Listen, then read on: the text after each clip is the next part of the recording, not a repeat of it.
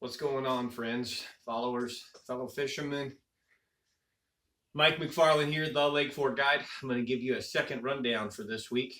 I think today is the 22nd, Thursday, July 22nd. And let's go to the board. Monday's change was kind of different for the middle of July for us to have a cold front. It just goes right with this year. It's quite interesting.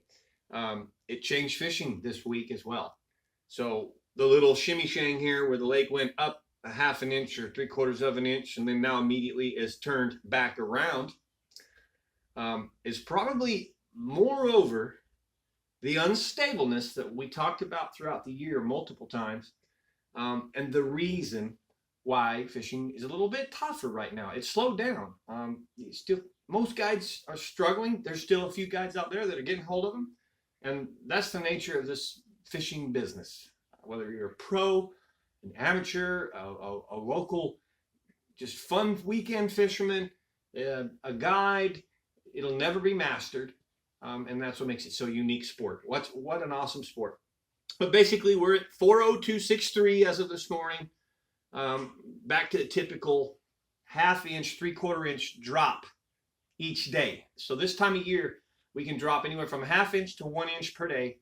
And generally what that is a 1/4 inch evaporation, a 1/4 inch rate of flow, which is a pipe that they must maintain what would normally be flowing through those creeks naturally this time of year. So they remain about a 1/4 inch rate of flow, and then the other half inch is actually municipal use. The 4 counties that surround the lake use the lake water, and so this time of year you're going to see this thing start to drop a little faster, as much as 1 inch a day.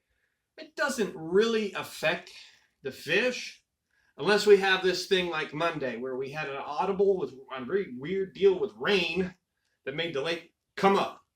And remember, rising water rises fish, falling water points them out. It doesn't matter what time of year. That little rise in the lake and that fresh, cool water and influx pulled some of those fish up out of those deeper places, and they're going back immediately. No water temperature change, no clarity change. Everything in there is really the same. But I just wanted to reiterate that when you see, I put these arrows for a reason, and when you see some quick instability in lake levels, usually rise, fall real rapidly. If this was 3 days of rising, man, we'd have had incredible fishing. It was already awesome, and it had just blown up, but they would have gone shallow, at least pulled up. Anyways, I think you got the point. The unstableness in lake levels creates for extremely unstableness in fishing, fish catches, and their locations. Okay? They constantly will relocate. All right. Pretty much everything's the same. It's just a little slower. We're not catching as many. Did get hold of a really beautiful 6-pound, 1 ounce bass this morning. My client Brad had a Father's Day gift today. I sure enjoyed him. It was a gorgeous morning, but slick, no wind. So we go from a switch of 10 days of south and southwest to Monday cold front, Tuesday, Wednesday north winds, Thursday slick. All these are variables in bass fishing, and all of these affect the outcome. So like I said, it's a little slower. I did watch a guide this morning. Pretty much kind of put a beat down on us, but it was just one little spot. And again, there's more than one way to skin a cat. And right now he was pretty hot. For the majority, most of us are, again, grinding. So the Texas rig worms, what caught the biggest fish today?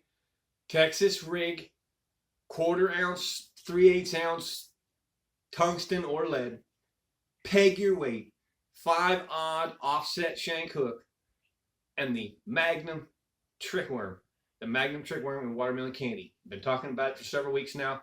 We'll continue to talk about it for probably a few more weeks. It will change to the color African Special, and I'm ready. Have started catching some of those fish on the African Special.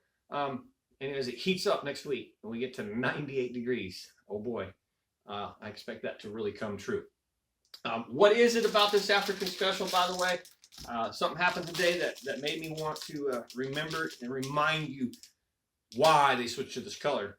Number one, it's just a dark color, deep water, 22, 28 feet, dark, deep water. But this morning I noticed the schooling bass chasing a lot of little tiny bait. And this has a lot of silver sparkle in it. So I am not 100% sure on this, but I speculate that there's something to do with that bait falling and a lot of silver sparkle.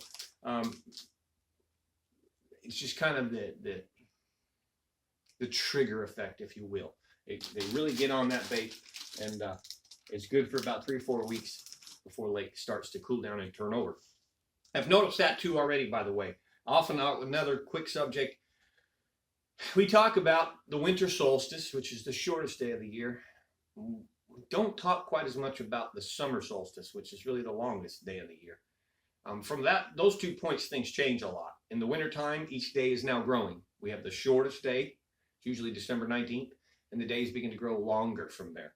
That's a trigger for the fish and for animals and Mother Nature. Hey, spring's coming. Even though it's only December and we're months away from it, it's still the trigger.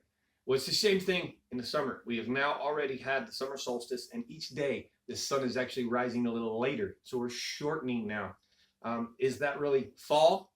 Well, the days are falling. The time is falling. We don't consider it fall, but Mother Nature has in motion some things that fall is coming. All right. Really cool tip right there for you. I kind of smirk when I say stuff like that because it's really in depth and that's real scientific, but it absolutely has a big part of staying on top of what's next and knowing what those fish are going to do pretty soon. All right. So let's talk about one more way that you can catch them right now. I may or may not incorporate this to the next 3 or 4 weeks of fishing. It's a really good way. I'm not the best at it on fork. I really haven't mastered this technique. You got to go about it right too. You're wasting your time, but it's a spoon bite. My 2 favorite spoons are going to come from Lake Fork Tackle Lures or Joe Spates. And it's going to be your 5-inch and your 7-inch. I like the traditional shad color, just a silver shad color. And then, of course, this one here is what we call bar fish. Let me show you those. The bar fish, in the fall, the bass really start eating the bar fish, especially the big bass. But I'm generally going to want just a nice silver or a chartreuse color shad, sexy shad. This one here is actually just a silver, and that's a 5-inch flutter spoon. We'll talk about how to fish that in just a second. The bar fish, uniquely enough, I don't know if I'm going to have a UV deal that works here, but you should be able to maybe see that flashing of that chartreuse. And that's really what the bar fish is. It's a little bit of yellow, a bit of chartreuse on that spoon here. And that flashing down deep emulates the flashing of the yellow bass. That's a UV light, by the way. So here's what we do. So with these 5-inch and the 7-inch, man, there's a lot of different ways to fish them. I personally like to throw them out past my target. I'm going to fish them in the same exact areas I've been fishing, the worms and these other things. That's where the fish are. The fish are not going to change locations. They just change their habits. So I'm going to throw it pretty much even in the trees. I'm going to throw this. It tends to shake itself free. You don't get stuck too much. But let me not divert. I'm going to throw this past my target. I'm going to let it hit the bottom. And I fish it 2 ways. I fish it just like a jig, which means I don't drag it. I'm going to hop it. All right. Anyone that's with me, I drag jigs a lot, so don't misconstrue that. Don't drag this, but just kind of hop it. It's a real simple deal. But it's called a flutter spoon for a reason. If I'm on real hard bottoms and real shell areas and clean areas, that's what I'm going to do. I'm going to bounce it like a jig. But from time to time, I'm going to take that bait and I'm going to stroke the rod in a 4 to 6 or even 8-foot sweep. And I want to take it up off the bottom. And then this way it flutters its way back down. All right. So using it as a flutter spoon is the most effective way. If you can find the suspended fish, you're going to cast past those suspended fish, let the bait fall through them, and then rip it back up again and let it continue to fall through them. So it's kind of like a yo-yo effect. And if you can get really good at that in the month of August, you can absolutely smack some really big bass on Lake Fork. Now, again, I'm not the best at it, there's a few guides out there that are really, really good at it. Man, I'm not afraid to share some of that. They're my peers. They're my friends. If you want to book Mr. James Kaltenmeyer and master this spoon technique, I suggest you give it a shot. You probably won't get him this year. If you would like to try Mr. Philip Montana, another good friend of mine, he's really starting to put this together. But this is actually the spoon that they use. And it's much bigger than the common 7-inch. Man, I could cook an egg on this thing. I literally could cook an egg on that deal, or a piece of bacon. It's a very, I got a hand that can palm a basketball, and that's a very, very big spoon.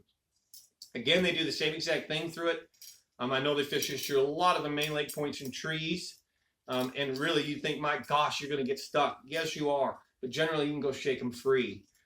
It's so big, such a big projectile that when you shake it, it knocks itself free, with the exception of getting caught in a fishing line. So one last thing I'll tell you about this spoon that I have found that I use is when I find a big school of fish offshore and I can't seem to get them to eat a Carolina rig, or I can't seem to get them to eat a worm, and they're just staying real laid down on the bottom, I'll use this to stir them up. And if I can make them lift off the bottom, then I can make them bite. Usually I'll get this to make them lift, and then I'll throw the Carolina rig with like we talked the other day, with a ring fry and chartreuse pepper, which I need new batteries. There it is. Which also has some flash. Anything of the chartreuse pumpkin is going to have that UV reflection down deep. So, guys, that's another really in-depth report for you. Still fishing 10 to 15 feet in the mornings early, and then 20, 22, and 28 late in the day, afternoon. Fish are going to start suspending as of next week with 98-degree temperatures. We're going to solidify a thermocline, no oxygen below, and they're going to suspend in the trees. We'll talk to you next week, tell you about how the best way to approach that. So thank you for watching. Don't forget to hit the thumbs up. Appreciate those very much lately. Those have really been a great response, and I'm more than grateful that you do that for me. Thank you. It does mean a lot. It tells me where we're at as far as connecting. Comment below. If you have any comments, mention them. Anything you want me to talk about in the future, I'll do my best to try and fit that in. Subscribe if you haven't. Find me on Instagram, The Lake Fork Guide. Find me on my business Facebook page, Lake Fork Adventures Guide Service. Man, I appreciate you all watching. I wish you all the best fishing. Somebody get out there with them spoons, learn a little bit, or catch a big fish and send me a picture. I'm Mike McFarland, the Lake Fork Guide, having a great time and sharing it all with you.